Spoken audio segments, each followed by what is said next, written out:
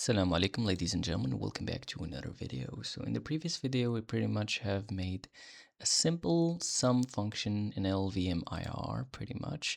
It had one block entry and one instruction add, actually two, and the return, right? So we're just adding argument A and argument B and return it too simply. So today we're gonna see some more crazy stuff. So we're going to do some control flow because right now we only have one basic block. We don't have any decisions being made in our program, which is too boring, right? So, and also you learn about why we actually need these basic blocks and what they are in fact. All right, so let's get going. All right, so instead of sum, we're going to be making a max function here pretty much, and it's basically going to take two integers as parameters and returns an integer too simply, just like before. By the way, here we don't need the increment, by the way, because it's the last argument, so no need to increment it if you want to, but it does, like, it's harmless if you do though. But anyways, so right now we're gonna need two more blocks here. I mean, there's actually three methods that we could actually implement this. There is the method that I'm going to show you first, which is to basically have multiple branches, blocks, and then jump to whichever block depending on some condition.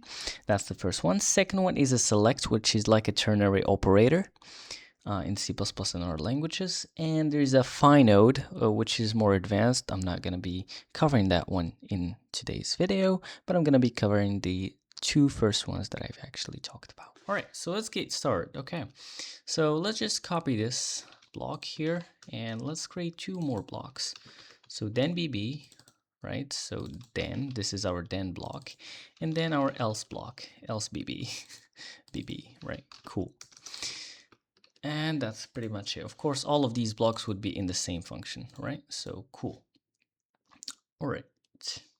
So now instead of this instructions that we had before, let's start off from scratch. Okay.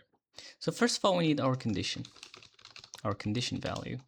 So let's create a condition.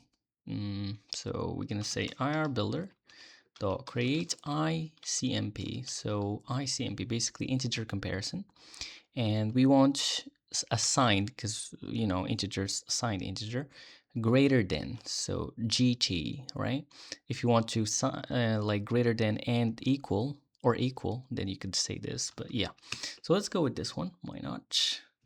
And left hand side here, LHS, so it's going to be our argument A of the function, and then argument B for the right hand side, and here you could give it a name if you want, it's optional. So next up, what we're going to do here is, depending on this condition, we're either going to jump from the entry block to then block and else block. Remember that we actually gave this IR builder, we initialized it using the entry block, which means that we're going to start by inserting into the entry block. So that's pretty much it. All right, cool. Now let's say IR builder dot create cond BR. So here we're gonna give it our condition value, which is the one that we just created. Next up, our true block, so which is our then BB, the false block, which is gonna be else BB, and finally the branch weights, which is optional and also unpredictable. So like if you have some percentage of then BB being happening or else BB, then you could add it here optionally, but we're not gonna go there. Just something to keep in mind, because like for example in C++ there is some new feature like called likely and so on that you could use. Like I believe, I don't remember exactly how it works, but you kind of do something like this to tell the compiler that this branch will likely or unlikely. In this case, for example, this is an error, which is unlikely, you know. But yeah, anyways. So that's basically it. Now, the thing is, we have filled our entry block, but we haven't gave instructions to the then block and ends block. How do we do that? Well, IR builder dot set insert point, and let's go with our then block right now. And what we're gonna do here, too simply, we're just gonna return something. So create return, and what we're gonna return in this case, just argument A, if it's greater than. Right? Otherwise, for our else block, let's fill that one too. So if we get into the else block, we're gonna return our argument B. And it's really as simple as that, pretty much. And just to make it clear to you here, you could also, instead of giving it a block here, you could just give it the context really. And you could even initialize it beforehand with the module or something, as you can see here. But then you'd have to also do the same here for the entry block. So let's call this entry BB, why not? Just to be consistent. And as you can see, there you go. So we go to the entry BB, we gave it the instructions that we need. And notice another thing is that every basic block ends with a terminal instruction. In this case, it's create condition BR, which would either jump to then BB or else BB, depending on the condition. And here our then BB would like only have one terminal thing, which is to return from the function, the same one here. But yeah, that's basically, if you run this, it would actually be verified. And if we had GIT right now, it would work as expected. But we're going to be making the GIT in a future video. And as you can see, it works. So this is our LLVM IR for this function. Perfect.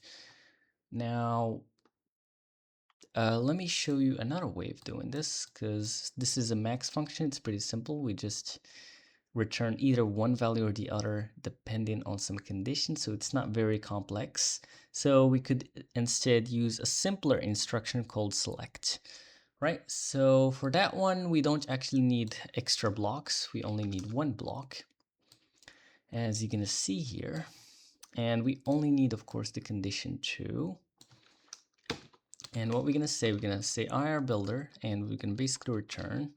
So we're going to return some value, which is our select value. So create select, right? So select here, you give it the condition first of all, and the value if it's that condition is true. In our case, it's argument A, otherwise argument B.